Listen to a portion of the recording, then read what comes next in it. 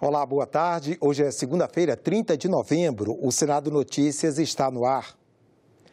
Ontem foi dia de eleição em quase 60 municípios brasileiros que tiveram o segundo turno da votação para prefeito.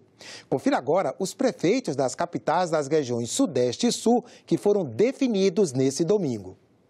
Em São Paulo, Bruno Covas, do PSDB, teve 59,4% dos votos e venceu Guilherme Boulos, do PSOL, que alcançou 40,6%.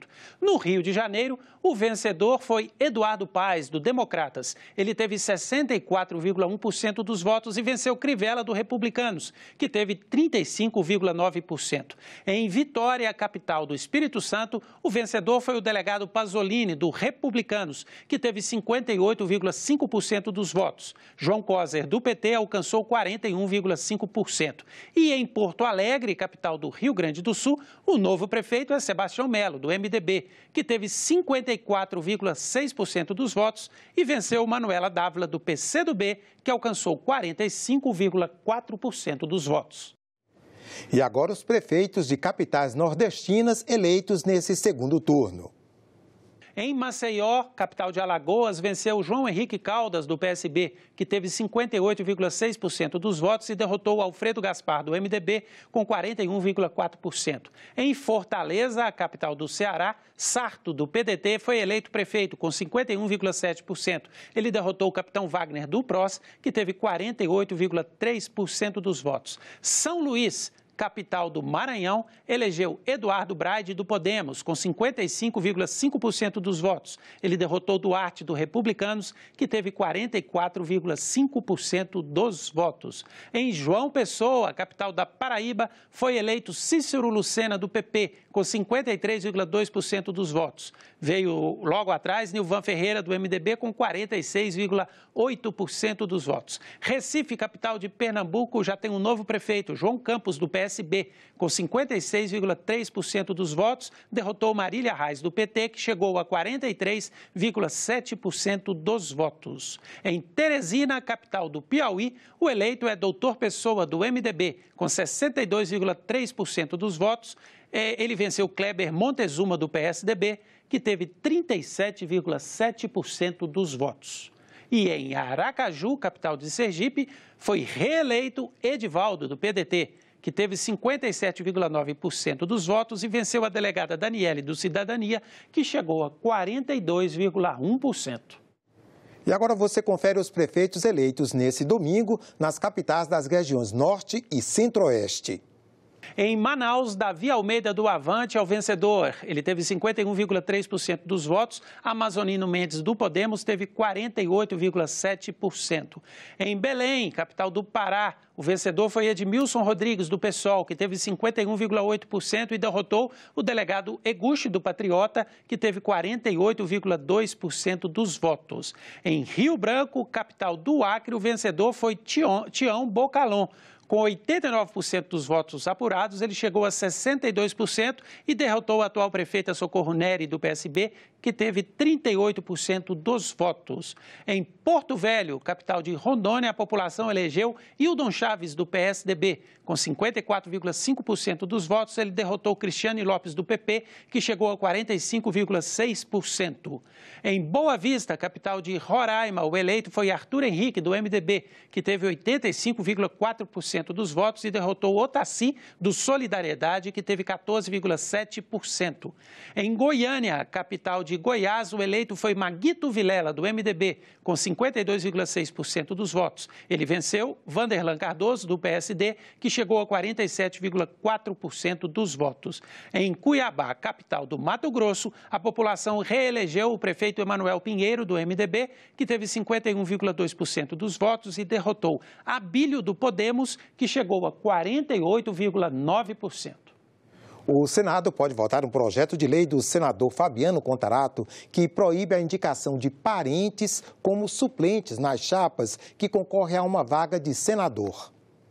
O projeto tem o objetivo de vetar o nepotismo entre o candidato de titular ao Senado e seus suplentes.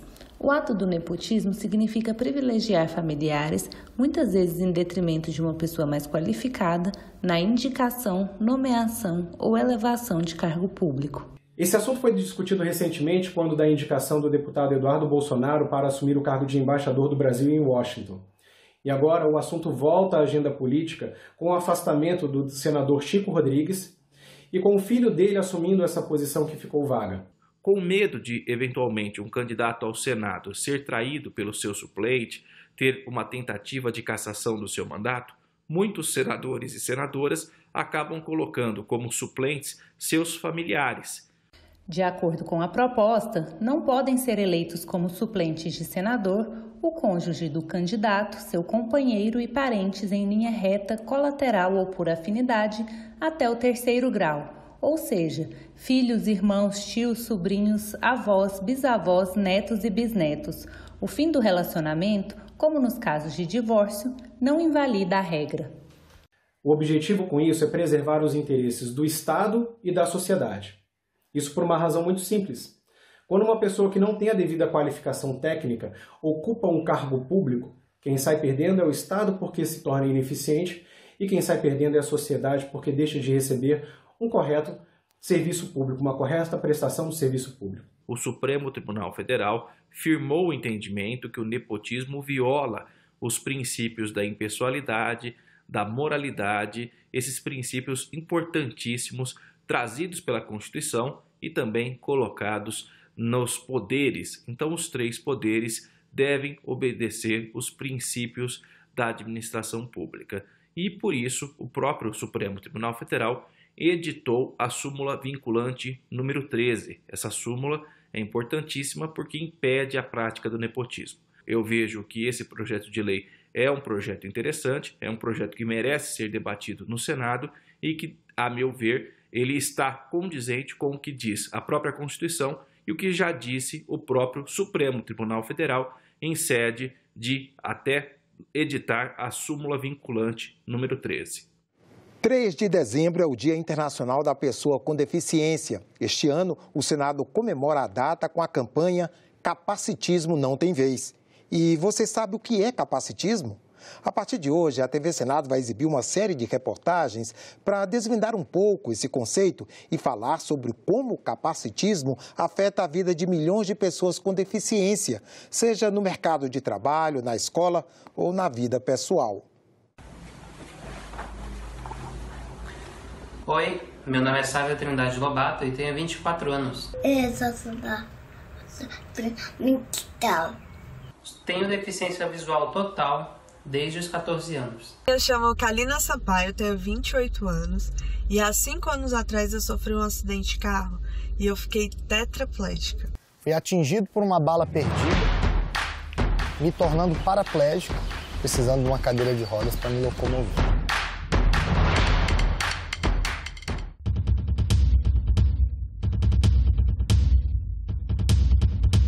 O capacitismo é uma forma de preconceito que se manifesta em relação às pessoas com deficiência. Esse tipo de preconceito ele é pautado na construção social, onde subestima-se capacidade e aptidão de pessoas devido às suas deficiências. O chamado capacitismo é o entendimento de que a pessoa com deficiência é incapaz para as atividades da vida e defende um padrão que não considera as diferenças. Ele também se manifesta quando você coloca todas as pessoas com deficiência como se elas tivessem a mesma condição. Quer dizer, todas as pessoas com síndrome de Down, elas são iguais, elas têm as mesmas questões, todas as pessoas cadeirantes são iguais, têm as mesmas questões. Ele acontece, isso é o capacitismo, né? É você colocar a deficiência na frente do ser humano. A palavra tem origem no inglês e vem de able, que em português significa capaz. O termo teria ganhado popularidade nos Estados Unidos na década de 80, nos movimentos pelos direitos das pessoas com deficiência. No Brasil, o uso dessa palavra é mais recente. Não existe registro da expressão capacitismo na legislação brasileira, mas o Estatuto da Pessoa com Deficiência estabelece o direito à igualdade de oportunidades e à não discriminação. E o capacitismo é uma discriminação. Existe já na legislação A previsão na Lei 13.146, artigo 88, a multa e a pena de reclusão de 1 a 3 anos para aquele que eventualmente incitar ou agir de forma discriminatória a pessoas que possuem deficiência. A base do pensamento capacitista é de que há um padrão corporal e até neurológico ideal, e quem não se encaixa neste padrão não tem capacidade para participar plenamente da vida social. São atitudes que questionam a capacidade, o valor e as potencialidades da pessoa com deficiência a partir do preconceito de que elas seriam incapazes de realizar determinadas atividades. O geógrafo Ângelo perdeu uma das pernas aos 17 anos por causa de um câncer, mas não perdeu o amor pelas viagens e esportes de aventura. Eu já passei por uma questão de capacitismo, andando com a minha esposa, que não tem nenhuma deficiência. Dá a entender que a minha esposa estava fazendo um favor para mim. As pessoas falam, nossa, você tem a sua esposa, que bonita, ela não tem deficiência. Então, essa é uma forma de capacitismo, de achar que a pessoa com deficiência, ela só pode se relacionar com outra pessoa com deficiência. É uma outra forma de capacitismo que foi muito clara para mim. Eu estava fazendo uma trilha, e aí uma trilha relativamente difícil, né?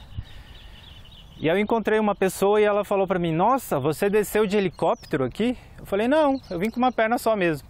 O capacitismo é algo tão enraizado na sociedade que às vezes as pessoas têm atitudes capacitistas e nem percebem. Quer ver exemplos? Dona de um canal no YouTube com mais de 150 mil inscritos e páginas em redes sociais, a blogueira Mariana Torquato dá algumas dicas. É capacitismo quando sua família te questiona se você está preparado a ter um relacionamento duradouro com uma pessoa com deficiência. É capacitismo quando você não é boa o suficiente para ter um relacionamento sério, porque coitado do rapaz não precisa desse fardo. É capacitismo quando as pessoas dizem que o meu marido é uma pessoa muito especial e que eu devo agradecer a todo instante de estar com ele. Eu tenho deficiência e ele não. Em um vídeo que viralizou nas redes sociais, a atriz Regina Casé e a filha Benedita, que tem uma deficiência auditiva severa, também chamam a atenção para isso. Em vez de perguntarem para mim, perguntam para a pessoa que está do lado. No caso, eu ou o João. Se a gente está na loja, a Brenda do meu lado, a mulher pergunta para mim, vem cá, ela vai levar a calça preta ou a amarela? E para terminar, por hoje, isso é uma loucura. Nossa, mas ela é tão linda. Ninguém diz que ela é surda. Quantas vezes eu já ouvi isso, né? Olha, procure saber o que é capacitismo. E daqui pra frente seja anticapacitista. Ela é linda e é surda. O sistema de ensino pode ser capacitista? Na segunda reportagem da série, que será exibida amanhã, vamos falar da educação de pessoas com deficiência. Nós ficamos por aqui. Você pode ver as reportagens desta edição na nossa página na internet, senado.leg.br/TV. Obrigado pela atenção e até a próxima.